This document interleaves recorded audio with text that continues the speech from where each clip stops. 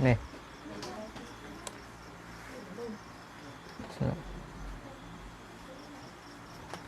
A'udzubillahi minasyaitonir rajim. Bismillahirrahmanirrahim.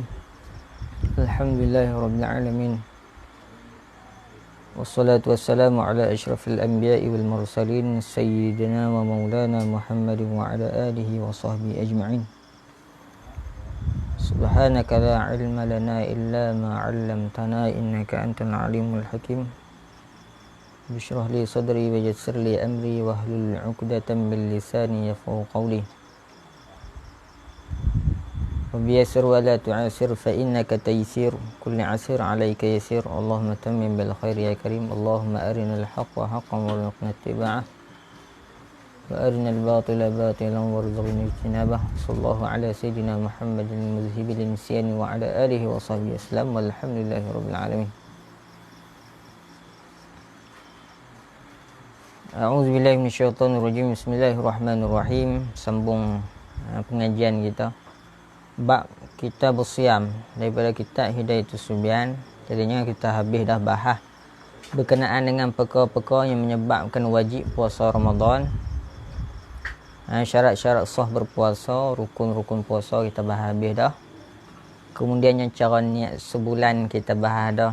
Dan untuk mazhab Syafi'i kena wajib niat tiap-tiap hari pun dah kita bahas dah. Hari ini kita akan masuk kepada bab menyatakan perkara yang membatalkan puasa. Dia kata musannif rahimahullahu taala wa nafa'na bi'ulumi fid darain amin. Dia kata faslun. Maksudnya nak ceraikan tajuk dulu habis dah cerita, masuk tajuk baru. Apa dia tajuk baru? Bermula yang yakni perkara yang membatalkan akan puasa itu. 9 perkara.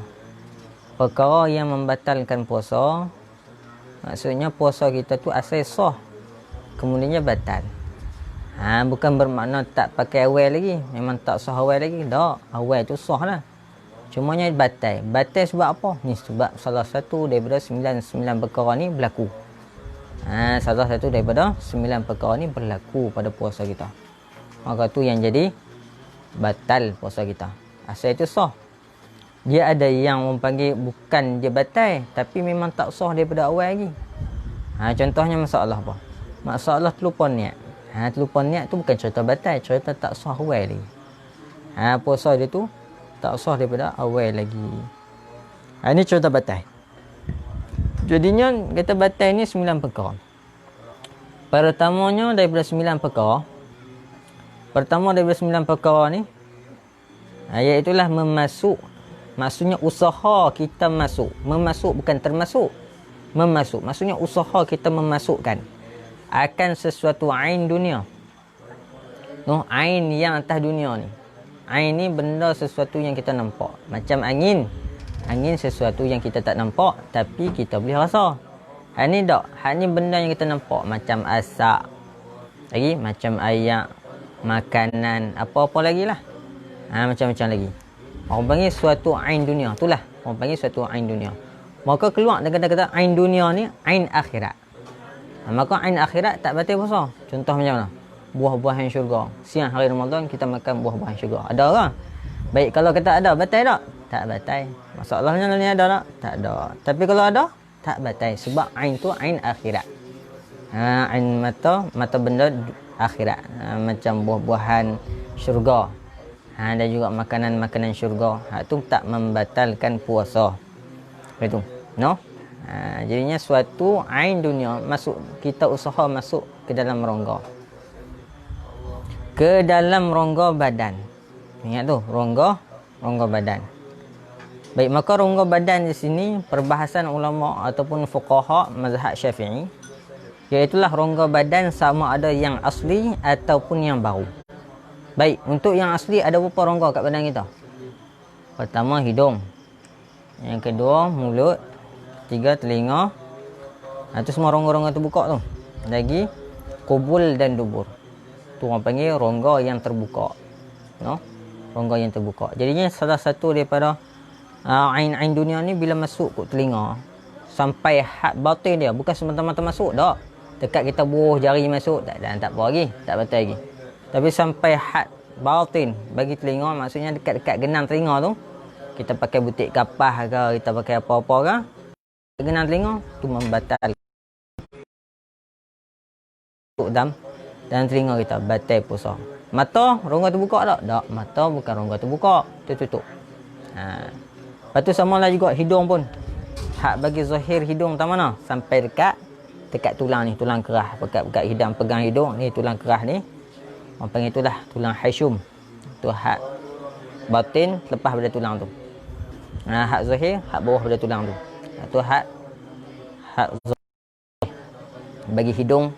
Ini pada masalah puasa ni, bukan pada masalah mandi wajib. Hanya hak zahir, hak batin. Kalau dalam bab mandi wajib menyampaikan air ke seluruh tubuh pada hak-hak yang zahir. Zahir bagi mandi wajib, mulut, tekat mulut ni lah. Dalam mulut tu tak kena dah, orang panggil hak batin dah. Untuk mandi wajib ni. Lepas tu hidung pula, hidung tekat hidung je lah. Gonyah hidung tekat tu. Tekat kita orang panggil selat-selat telinga ni, celah telinga ni. Tekat tu je lah. Tak ada sampai nak kena tunggang masuk ayak dan telinga. Keluar pula. Tak ada sampai tahap tu. Itu bab mandi wajib. Ada pun bab puasa ni lain pula, hak zahir, hak batin dia. Yang keliru tu. Hak bab puasa ni dia hak batin bagi mulut pula ni makhraj ni. Dekat masuk dalam mulut tak telan, tak betul lagi. Sampai makhraj hak. Di sisi Imam Nawawi. Imam Nawawi kata makhraj hak. Jadinya sampai hak lepas pada tu. Orang mengaji tajwid makhraj hak kat mana? Ni, kat halqum ni. Jadinya sampai lepas tahap tu telan. Baru batal puasa. Dekat duk main kat dalam mulut tak batal lagi, melainkan dia telan. Habis. Tu noh. Tu orang panggil rongga yang asli, macam mulut, telinga. Orang panggil hidung. Dan juga dua kubul dan dubur. Tu kubul, kemaluan depan dan dubur. Tu semua rongga batal puasa. Tu yang asli. Baik, anggota rongga yang baru pula. Seperti mana ini tiap-tiap lubang, tiap-tiap rongga yang bertemu dengan otak ataupun bertemu dengan perut ni, perut dalam, perut apa? Perut ma'idah, perut bahasa Arab dia. Perut tempat simpan makanan tu yang bulat tu. Bukan yang macam paik tu, yang bulat tu. Ini ada lubang, kita buat operation, contoh buat operation. Ni tebuk perut ni sampai dekat perut tu, perut bulat tu. Maka tu bila masuk rongga tu, walaupun rongga tu baru jadi, bukan asli, batal puasa.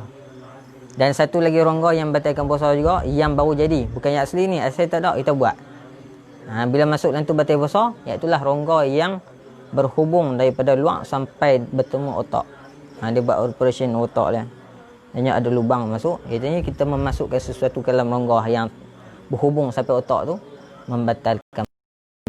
Itu noh. Mudah ya. Habis. Itu.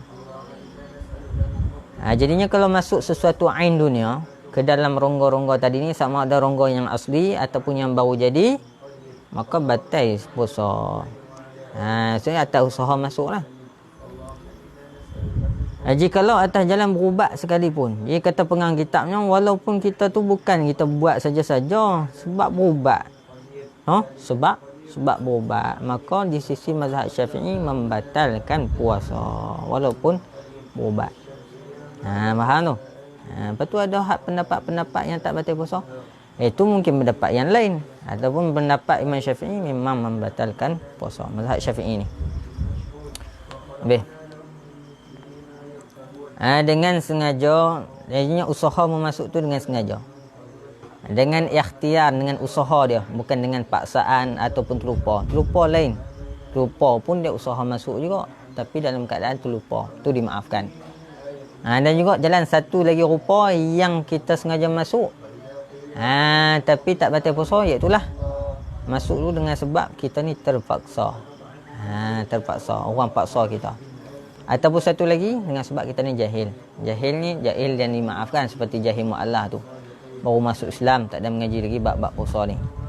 Kalau orang yang lama dah mengaji, masuk Islam lama dah, ataupun memang asal Islam bakar, asal mak pak memang Islam dah, dia tak tahu juga hukum hakam tu, bukan jahil yang dimaafkan lagi dah.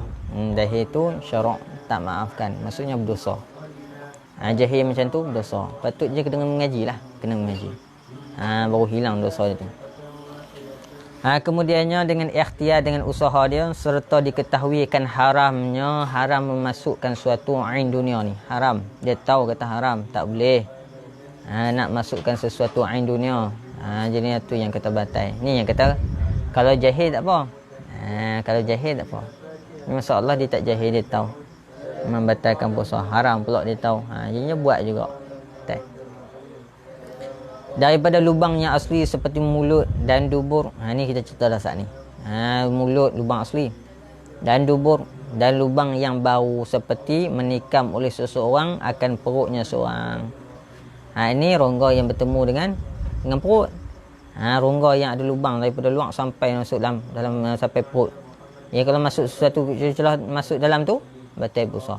Samalah juga satu lagi rongga yang bertemu sampai ke otak. Itu pun batal juga puasa. Dan jika yakin ia seorang akan tiada kembali suatu ke dalam rongganya. Mana? Bukan. Maka sampai ke dalam rongga dia. Jadi masuk sesuatu tadi sampai dalam rongga. Maksudnya rongga yang batin. Rongga yang batin. Macam rongga yang batin bagi telinga, itulah lepas sampai kat gendang tu. Kalau rongga yang batin bagi hidung tu sampai tulang haisyum tu. Kalau rongga yang batin bagi mulut ni sampai makhraj ha. Tu sampai sesuatu dekat situ batal puasa. No. Dah. Baik, selesai dah satu daripada 9 perkara yang membatalkan puasa. Yang keduanya daripada 9 perkara yang membatalkan puasa, muntah dengan sengaja. Bukan dengan sebab orang panggil dipaksa ataupun dengan sebab lupa. Ini dengan sengaja dia. Lagi diketahuikan haramnya. Dia tak jahil pun. Dia lama dah masuk Islam. Ataupun dia memang tahu hukum hakam. Jadinya dia tahu hukum hakam. Pasal kata tak boleh muntah, tak boleh sengaja muntah ni, tak boleh. Sengaja muntah tu tak boleh. Tu tak boleh. Saja-saja nak muntah. Dia tahu. Tu yang batal puasa. Dan dengan ikhtiarnya seorang, bukan dengan orang paksa apa dia tak. Orang metok pisau dia tengkok kata muntah kah?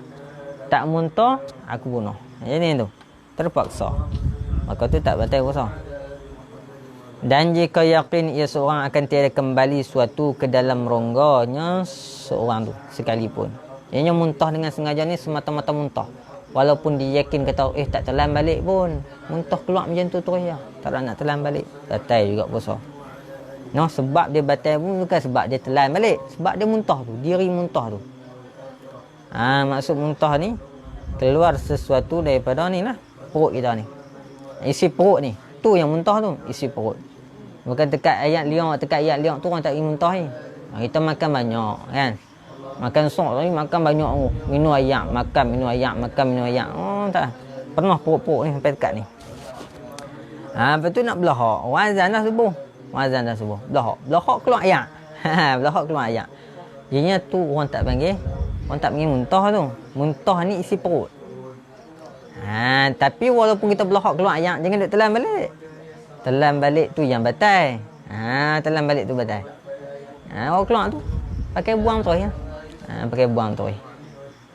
Tu bukan isi perut kita, tu hak duduk kat ni, kat atas. Dia duduk kat atas ni. Kalau isi perut ni duduk atas ni. Itu. Jangan keliru tu. Jadi muntah-muntah kena takrif tu. Apa dia muntah? Muntah-muntah ni keluar isi perut tu. Tu muntah. Isi kita makan apa tadi, makan nasi apa semua keluar nasi tu. Isi perut kita. Dekat duk mengko atas-atas ni orang tak panggil muntah lagi. Jadi jangan telan lah. Walaupun kata bukan muntah, jangan duk telan. Habis. Lagi diketahui akan haramnya dengan ikhtiarnya, jadinya batal puasa. Semata-mata dia muntah. Walaupun dia yakin kata tak masuk balik pun, hak dia muntah tadi, dia tak telan balik pun. Semata-mata muntah dengan sengaja lah. Kalau sebab sakit tak apa, bukan sengaja dia nak sakit, tu lain. Habis itu noh, 2 dah. Daripada 9 perkara yang membatalkan puasa. Yang ketiga pula, jimak dengan sengaja. Jimak dengan sengaja. Jadi jimak ni kena faham dulu lah. Takrif, apa takrif jimak? Yang dikatakan jimak di sisi syarak ni apa dia? Bertemu dua khitan. Dua khitan ni maksudnya tu bekas bersunat tu lah. Bekas bersunat tu bagi laki-laki dan perempuan. Tempat perempuan apa dia? Bekas orang panggil bekas sunat dia tu. Orang panggil itulah vagina dia tu. Kalau kata laki-laki tu, tempat kulit tu, tempat parut tu. Bertemu dia tu. Maksudnya tenggelam seluruh kepala zakar di dalam faraj. Tu panggil jimak. Faham tak? Hak tu kata jimak. Selagi mana tak tenggelam seluruh kepala zakat, selagi tu tak batal. Ni bukan nak cerita benda-benda orang panggil benda-benda geleman ni. Kita nak cerita hukum. Yang kena jelas lah hukum. Macam tu. No? Jadinya jimak dengan sengaja, bukan dengan paksa. Bukan dengan paksa ataupun dengan terlupa. Memang usaha, pisah nak bagi jimak tu. Lagi dengan ikhtiar, dengan usaha, tak ada orang paksa apa. Usaha dia, tu yang kata batal. Lagi diketahui akan haram jimak tu. Haram jimak ni. Jadinya haram. Walaupun orang panggil dia tu dah tak puasa je, batal dah puasa dia. Walaupun begitu, tetap juga haram hukum dia. Tapi nya tak kenalah situ orang panggil kafarah. Adapun orang yang batal puasa dengan sebab jimak, hak tu kena kafarah lah. Yang tu kena kafarah. Kafarah jimak di siang bulan puasa. Tu yang kata 2 bulan betul-betul puasa tu. Tapi kalau kata jimak tu bukanlah jimak yang membatalkan puasa dia. Maksudnya sebelum dia jimak tu dah batal dah puasa dia. Tu tak kena lah. Tak kena. Tapi cuma nak cerita hukum haram tak? Haram. Kena kafarah tak? Tak kena lah kalau macam tu. Yang kena ni jimak yang membatalkan puasa. Dengan sebab dia jimak tu lah batal puasa. Tu yang kata haram. Dan jikalau pada dubur sekali pun, walaupun jimak tu tetap membatalkan puasa. Faham no? Tetap juga membatalkan puasa. Sama ada orang yang menjimak ataupun yang dijimak, lelaki perempuan. Habis. Keempatnya menyahaja keluar mani. Usaha pisah dia keluar mani, mengeluarkan mani. No? Tu tak boleh. Usaha keluar mani ni tak boleh di siang bulan puasa. Haram hukumnya. Tu. Tak kira sama ada dengan sebab memang dengan usaha dia. Bukan dengan sebab ni terpaksa ataupun terlupa. Usaha dia. Terlupa kata bulan puasa ni. Macam kita terlupa silap makan, terlupa bulan puasa. Macam tu lah, sama lah juga ni bab ni pun. Menyahaja keluar mani. Memang usaha dia, pisah dia untuk keluar mani. Baik, antara rupa-rupa wajah-wajah ataupun gambaran-gambaran kata sengaja ni, tapi kita tak sedar kata benda tu sengaja. Contohnya kita tak boleh tengok sesuatu yang menggairahkan di siang bulan puasa ni. Kalau kita adat-adat kita tengok mesti orang panggil keluar mani. Maka kita tengok tu lah orang panggil usaha. Salah satu jangan sengaja mengeluarkan mani juga. Tu noh. Jadi satu daripada rupa-rupa mengeluarkan mani juga dengan sengaja. Batal puasa. Walaupun orang panggil tanpa menyentuh ataupun apa-apa saja. Ini usaha keluar mani. Makna dengan tangan ataupun sebagainya lah. Habis. Semata-mata keluar mani. Ini dengan sengaja. Yang kelimanya kedatangan haid. Membatalkan puasa juga. Kedatangan haid. Walaupun 5 minit lagi nak habis dah. Nak buka puasa dah 5 minit lagi. Walaupun begitu, tetap juga batal puasa je bila datang haid. Yang keenamnya nifas. Ni masalah haid, masalah nifas. Ni berlaku pada orang perempuan lah. Nifas. Apa dia haid? Haid ni darah bulanan. Yang bagi perempuan. Maksudnya dia keluar darah ni daripada orang panggil pangkal rahim. Pangkal rahim. Dalam tu. Keluar daripada situ. Pangkal rahim. Ini secara beradat bulanan. Itu orang panggil darah haid. Yang keenamnya ni bagi perkara yang batalkan puasa ni nifas. Nifas ni pula darah yang keluar daripada pangkal rahim juga. Cumanya nifas ni ialah darah yang keluar daripada selepas daripada beranak. Selepas daripada kosong rahim, daripada peranakan, maksudnya anak dah keluar habis dah. Kalau kata anak tu twin, orang panggil kembar kan. Kembar keluar seorang, ada seorang lagi, tak panggil lagi bila dah. Kalau keluar darah celah tu, dia kena keluar dua-dua orang. Kena kosong rahim tu daripada anak.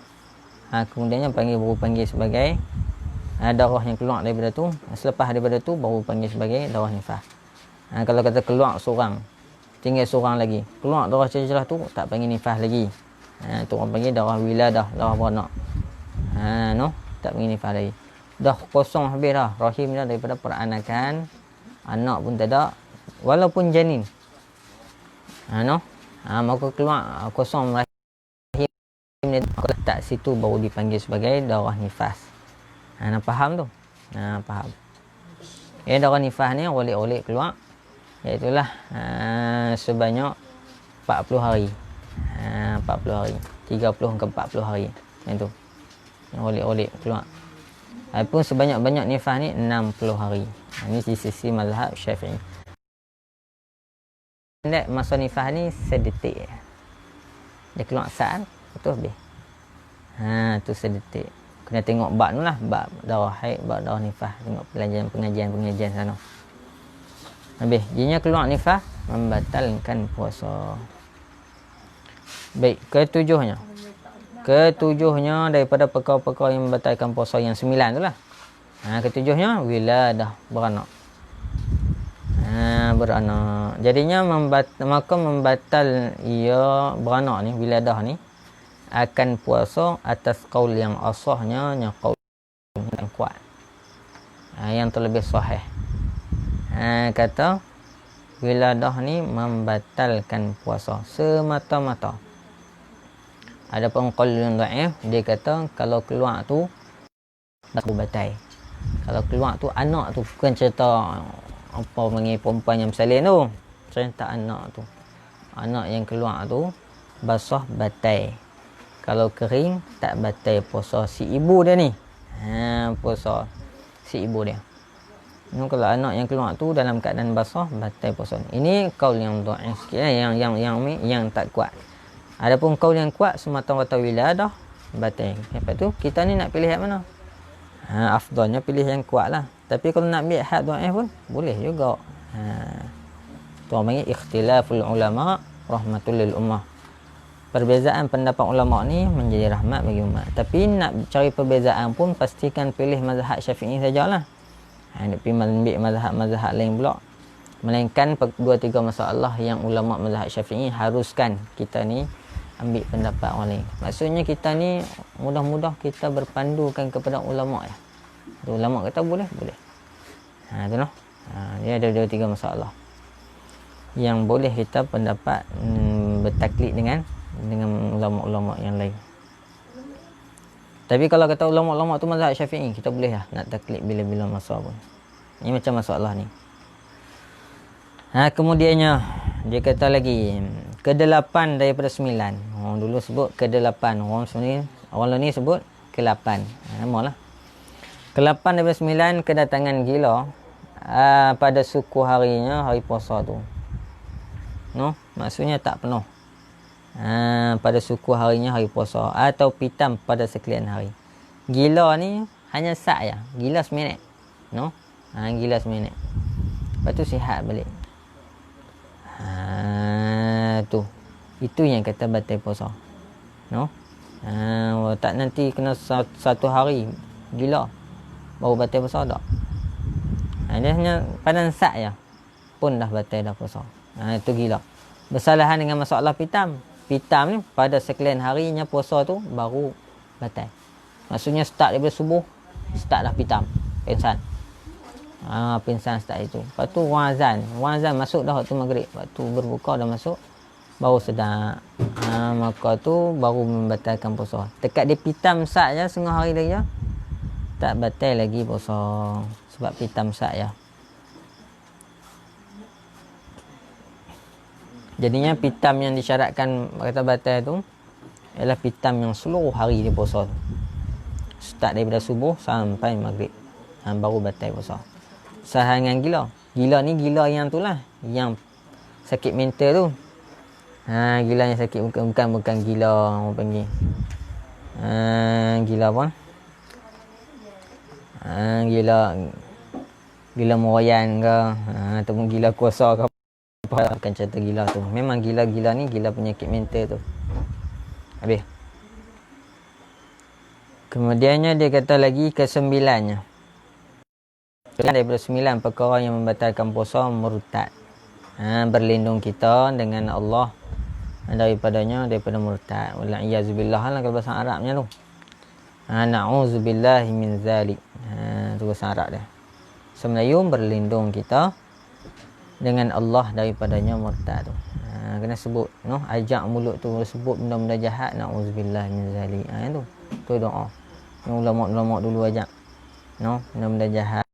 Apa punya cerita pasal jahat anak kawan ni, mulut kita ni sebut na'udzubillah, minta jauh berlindunglah kita ni daripada tu kejahatan tu berlaku pada anak kita. Jangan sedap mengata anak orang. Anak kita tak minta doa, ni minta doa lah. Sebut benda jahat, murtad ke apa ke, ajak sebut mulut tu na'udzubillah min zalik. InsyaAllah Allah Ta'ala jauh kita daripada perkara-perkara jahat tadi hak kita tak suka tu. Habis tu, jadi murtad pun membatalkan puasa. Walaupun sedetik kita murtad, lepas tu kita mengucap kita orang panggil istighfar apa sebagainya, tetap juga batal puasa kita pada hari tu. Lepas tu bila dah batal boleh tak? Hak ni tak cerita ni. Mana? Ni tak cerita. Lepas tu bila dah batal boleh tak nak makan macam biasa? No? Nak bisa melantak macam biasa? Tak boleh. No, tak boleh nak makan. Wajib juga kena imsak. Melainkan ada orang-orang yang diharuskan. Apa dia? Macam orang haid, orang nifah, ini diharuskan. Maksudnya dia tak kena, tak wajib imsak. Tak wajib tahan diri daripada perkara-perkara yang membatalkan puasa tu, tak wajib. Orang haid, orang nifah, lepas tu orang wiladah. Lain tu macam sakit tu boleh lah. Lepas tu hak macam lupa niat ke apa-apa tu, hak tu semua kena tahan lah, kena imsak. Boleh tengok dalam kitab Matlaq dia cerita dah itu kan, kita baca dah itu. Habis. Mas'alatun ay hadhihi masalah. Ini satu masalah. Satu masalah. Cari. Tiada harus. Nak tutup malam tu sikat ni tu. Ni ke depan ni dia akan cerita masalah orang yang kerja kerah bulan Ramadan ni. Ni masalah ni orang ramai duk tanya. Masalah dia tukar tayar lori, tukar tayar orang panggil trailer. Berat tu. Berat. Lepas tu orang panggil macam berat lah, macam catering. Selalu orang catering masa buka puasa. Buat persiapan tu daripada tengah hari lagi. Macam berat, angkat tonggih apa semua, nak masak apa semua. Macam berat. Kerja hak tak tertanggung. Hak ni. Kemudian ni akan datang dia akan cerita masalah kata boleh tak orang hak kerja berat, kerja kerah di bulan puasa, siang bulan puasa ni, boleh tak buka puasa? Ni kita tunggu dulu, no? Depan kita akan cerita. Akhirnya wallahu subhanahu wa ta'ala.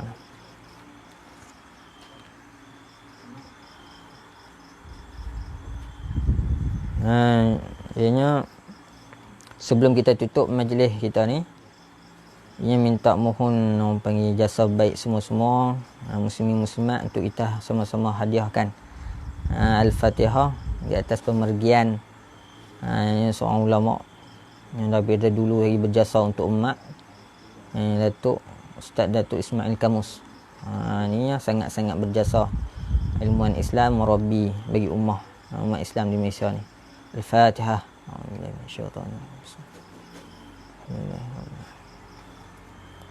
Iyyaka na'budu wa iyyaka nasta'in. Ihdinas siratal mustaqim. Inna lillahi wa inna ilaihi raji'un. A'udzu billahi minasyaitonir rajim. Bismillahirrahmanirrahim. Alhamdulillahirabbil alamin. Wassalatu wassalamu ala rasulillah.